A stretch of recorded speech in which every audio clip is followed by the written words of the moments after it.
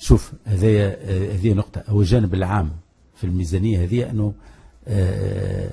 بطبيعة الحال قاعدة نفسها ملتهمة يأكل فيها الشهري تاكل في فلوس الدولة الكل، ما خلتش للدولة فلوس باش الدولة تنجم تعمل استثمارات. هذا الوضع، هذايا الكل حساب على ورق، لأن الميزانية اللي فاتت حسبوا على ورق كما حبوا، في الآخر باش يخرجوا على الأقل بعجز 7%. ذا نجم أنا نجي نبني ميزانية على 5% نمو، حتى 10%، شنو اللي يمنعني؟ ما يمنعني شيء، كله خيال، كله فرضيات. اللي ماشيين هو أنه المداخيل الجبائية أنا نتصور أنه بتكون أقل من الموجود، لأنه التراجع الاقتصادي باش يتواصل، خاصة في ظل الأحداث هذه اللي كنا نتحدث فيها قبيلة، الأمنية اللي موجودة. فالركود هذايا باش يخلي المداخيل نتاع الدولة بتزيد تنقص، غياب رؤية، غياب استراتيجية، ودخولنا على سنة محورية اللي هي سنة انتخابات باش يزيد في التجاذبات. فأنا نصور أنه الميزانية المقترحة رغم اللي هي ما تمثل حتى شيء وما فيهاش رؤى، ما ثماش، خاطر الميزانية شنو هي؟ راهي آلة في يد رجل الدولة، في يد المسير، آلة في يده، يقول لك راني باش نتوجه على اليمين ولا على اليسار ولا وين ماشي. هنا ما عندها حتى رؤى، ما عندها حتى ثنية مشيت لها. مش كالعادة أن الميزانيات الكل من الثورة الهوني حقهم الكلهم تقشفية، الكلهم سكر الفانا. يا راهو باش يفهمونا العباد اللي ما يمكن الكلام تاع الاقتصاد يكون غريب عليهم. البلاد في 2011 بلاد مجروحة، كما عبد مجروح. العبد كي يبدا مجروح ايش يعمل؟ يقعد يتلم على جرحه حتى يبرأ ولا يقوم يجري. يا جماعة قاموا يجريوا، يا جماعة قاموا يجريوا ونزفوا، لكن الدم خرج لهم الكل، صار لهم نزيف. اليوم قريب باش يغمى عليهم على خاطر ما بقى لهمش دم. هذا هو الوضعية. كان المفروض أنهم يقعدوا يشدوا تريكنا، البلاد مجروحة وفي حالة تلم على روحها، والمطالبات وكزيادات لا يزيدوا ولا يدخلوا الناس خدم جديدة ولا حتى شيء. ورئيس الحكومة قال معنا ميزانية 2014 سيقع ضبط وترشيد النفقات الموجهة للموارد الأساسية والمحروقات للضغط على الميزانية. إيه لكن هم يعملوا دي روبلاتراج. علاش أنا قلت لك أنا السياسة التلفيقية ذكرتها أنت قبيلة، هاو باش نعملوا نزيدوا شوية في سعر المحروقات، هاو باش نعملوا الناس كل تتسأل على معناها الزيادة هذه، معناها اللي يسمعوا الناس كله اللي مفجوعة، معناها سواء تو حتى يسمعونا برشا معناها لواجات وبرشا تاكسيات وبرشا نقل ريف يقول لك الزيادة ريت اللواجات والتاكسيات هذه هذوما بالنسبة لهم المازوت والليسانس معون خدمة، كما معمل عنده ماكينات يخدم بهم، لو كان توقف له الماكينات وقف كل شيء، كما هذوما الليسانس والمازوت عندهم معون خدمة. هذوما ناس يلزم حمايتهم، هذوما الناس اللي جوستمون مش كيما انا اللي نهز كرهبتي باش نمشي نحوس بها، ندفع انا نفس المازوت اللي يهز به السيد اللي هو يخدم به يجيب في خبزه يوكل في عائلته، يلزم هذاك حمايته، ويلزم انا نتحمل مسؤوليتي وقت اللي نهز كرهبتي ونمشي نحوس، ما ناخذش نقل عمومي. فهمت كيفاش؟ يلزم ترشيد موضوع هذا الدعم.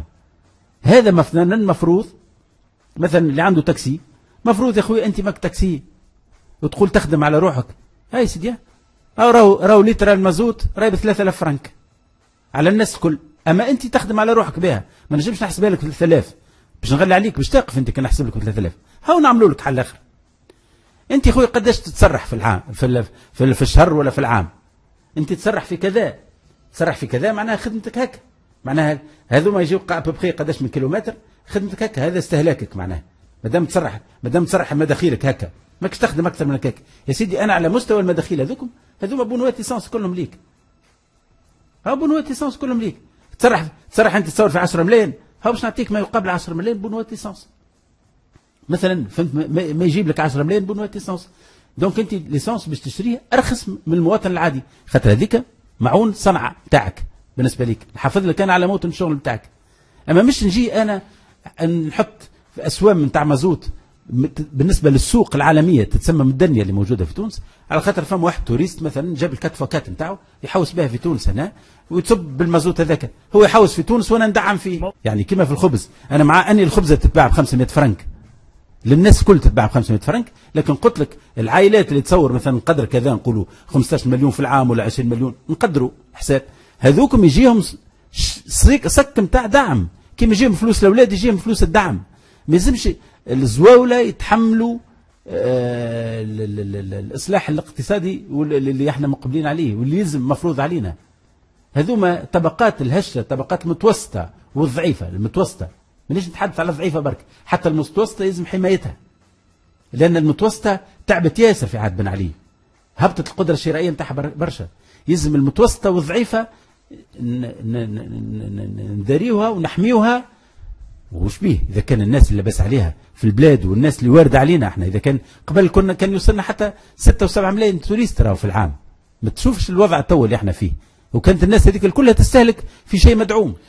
الخروج مش ممكن توا بعد ياسر عليه، باش ما تزيدش تتفق نقص شوي ولا باش اللي مغاجي اللي كنا نزيف نقصوا فيه اقل نزيف ممكن وكهو. اما ما تنتظروش منها حتى شيء، وما تنتظروش من الناس اللي باش تتولى حتى شيء. وانا عموما مانيش ننظر بنظره متفائله للقادم من الايام. الوطني حوار نتاع الناس تتقاسم في سلطه وتقاسم في كرسي.